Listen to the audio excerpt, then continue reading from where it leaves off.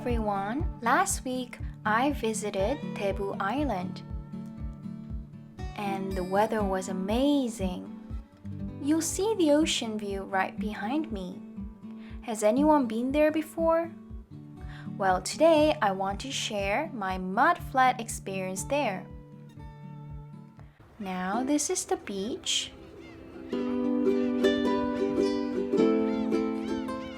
Let's take a closer look. Now this is the Mudflat. Now we're going to walk on it. Ooh, it feels very soft.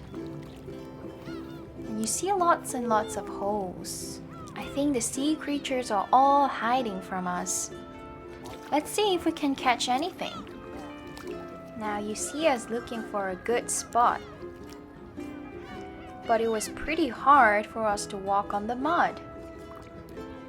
You'll see our feet sinking. But that was pretty fun. Now we also used the shovel to dig a hole. Do you think we found anything? Nope. They were so quick that it was not easy to catch them. But in the end, we got some babies. We got a few baby lobsters and I think that's a clam and some shells. Have a closer look at the baby lobster. Just to let you know, we only had 30 minutes at Mudflat, so we didn't have much time. That's why we only caught a few. But I'm sure if we had more time, we would have been able to catch more. Also, before we left the beach, we released what we caught because they were only babies. It was a short time with them, but we had a great time, so we said goodbye to them.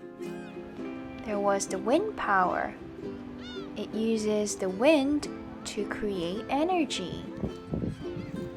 Now you see lots and lots of seagulls. I think they're looking for some snack. Now the highlight of the trip was the sunset and walking on this path.